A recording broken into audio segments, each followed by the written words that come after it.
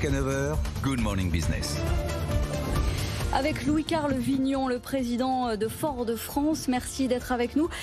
Bon, vous avez eu le nez creux avec ces carburants et ce prix qui explose. Ce positionnement presque à contre-courant au moment où vous l'avez lancé l'année dernière, de cette gamme au bioéthanol. Et ça vous donne raison en termes de vente ?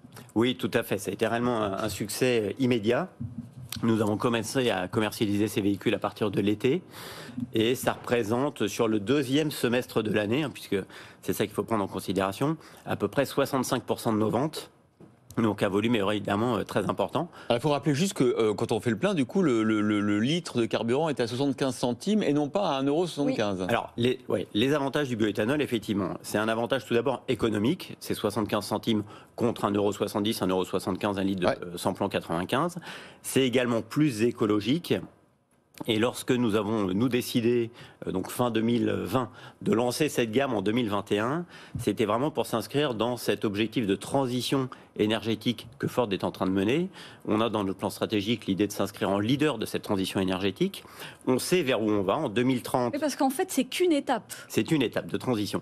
Et on veut accompagner les clients dans cette transition. On a dit qu'en 2024, vous savez que Ford fait beaucoup de véhicules utilitaires aussi. Oui. 100% de nos véhicules utilitaires seraient capables de fonctionner sans émettre de CO2, donc soit étant tout électrique, soit étant hybride rechargeable. Bioéthanol. Alors, hybride rechargeable, bioéthanol, on verra pour l'instant. Bon. 2026, la même chose pour les véhicules particuliers. Et 2030, tous les véhicules particuliers 100% électriques. Et donc on s'est dit comment il y aura plus de bioéthanol chez Ford en 2030. En 2030, c'est très transitoire. Voilà, c'est vraiment un outil de transition.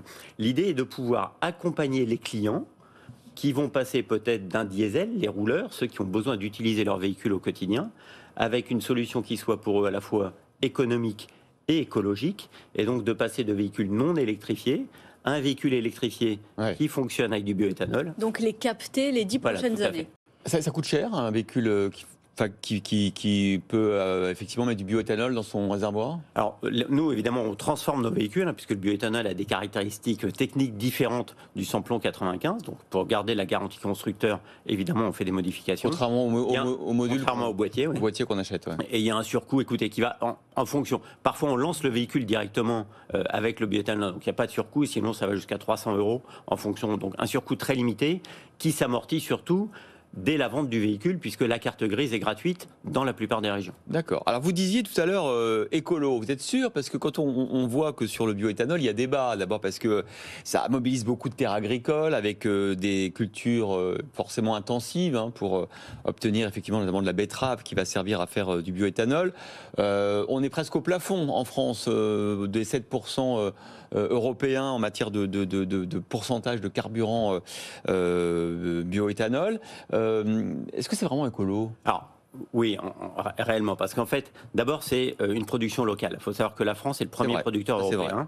25% de la production européenne est faite ici. L'avantage d'avoir une production locale, c'est que vous évitez le transport du pétrole d'un quelconque pays producteur de pétrole vers la France. Donc, on économise en CO2 là-dessus. Ensuite, c'est vrai qu'on utilise de la betterave, mais c'est aussi fait à base de résidus alimentaires. Donc de betteraves desquels on a extrait une première fois, une deuxième fois du sucre, il reste une sorte de mélasse. Cette mélasse sert à faire du bioéthanol. Donc sinon, on n'en fait rien du tout. Et puis la troisième chose, les agriculteurs sont également eux-mêmes dans une transition écologique, utilisent de moins en moins d'engrais azotés, par exemple. Et il y a tout un changement générationnel en ce moment chez les agriculteurs, qui fait qu'ils sont en train réellement d'étudier toutes les solutions pour produire de plus en plus propre. Et l'avantage, c'est que ce carbone qui est émis par le bioéthanol est un carbone biogénique qui est fixé par les plantes dans le cadre de la photosynthèse, ce qui n'est pas forcément le cas d'un carbone qui, lui, est pétrofossile. Alors, malgré cette singularité que vous partagez d'ailleurs avec Jaguar Land Rover, tout à fait. Est-ce que ça va suffire pour maintenir Ford en Europe? Il y a des doutes, vous le savez, parce que vous avez 2,7% du marché français d'immatriculation l'an dernier. C'est pas beaucoup. Est-ce que ça suffit pour que ce géant américain continue à avoir envie de vendre en Europe? Alors oui, tout à fait. D'abord, donc, je vous le disais, Ford a deux piliers, les véhicules particuliers et les véhicules utilitaires. En véhicules utilitaires, on est leader maintenant depuis 7 ans consécutivement. Notre volume n'arrête d'augmenter. D'ailleurs, l'année dernière en France, le volume a augmenté. également. Donc ça, c'est un premier pilier sur lequel on reste. Ford est profondément ancré en Europe. Il y a un lien affectif entre la famille Ford et l'Europe de tout temps. Et au niveau européen, on a perdu un peu de véhicules à cause de la crise des semi-conducteurs. Mais en termes de vente, et nous, en France, le bioéthanol nous a bien aidé pour cela. Donc de commandes prises, on a eu un score qui est bien différent des immatriculations qu'on peut voir. Je vous le disais tout à l'heure, nous en France par exemple, on a vendu sur le deuxième semestre plus de 22 000 véhicules qui fonctionnent bioéthanol, donc, et hybride bioéthanol également, et on n'en a immatriculé que 4 000. Donc on a un gros portefeuille de commandes, c'est vrai en France. Mais il faut pouvoir livrer. C'est vrai en Europe, on va pouvoir livrer. Avec des délais quand même qui sont... très contraint à l'heure actuelle. Alors, les délais sont contraints, il est vrai. Néanmoins, ils s'améliorent petit à petit. Nous avons surtout été impactés au deuxième trimestre avec les semi-conducteurs. Depuis, les délais sont en train de s'améliorer. On est aujourd'hui, écoutez, entre 4 et 6 mois sur un véhicule hybride E85 tel que le Ford Puma ou le Ford Kuga, par exemple. Donc, ils sont des délais absolument raisonnables. Un mot sur l'électrique. Votre pari, c'est 2030, 100% électrique. Est-ce que, par rapport aux constructeurs européens à qui on met la pression pour cette transition électrique, est-ce que vous, constructeurs américains, vous allez être dans cette course et à temps ? Alors, non seulement on va être dans la course, mais on veut être un leader de cette révolution électrique. Je vous le disais, on a un plan de décarbonation de notre industrie, de notre marque, avec un objectif final en 2500. Mais ils aiment bien toujours les voitures, les grosses voitures, les gros SUV qui consomment beaucoup d'essence. Si vous regardez, vous savez, le véhicule le plus vendu aux États-Unis, c'est le F-150, ce pick-up bien connu.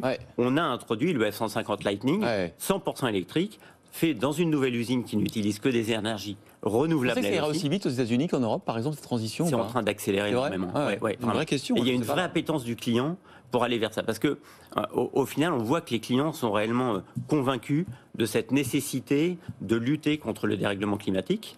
Et dans certains pays, ils prennent les choses en main eux-mêmes. Dans d'autres pays, la France en fait partie. Les clients attendent plus que ce soit les entreprises et le gouvernement qui mène les initiatives.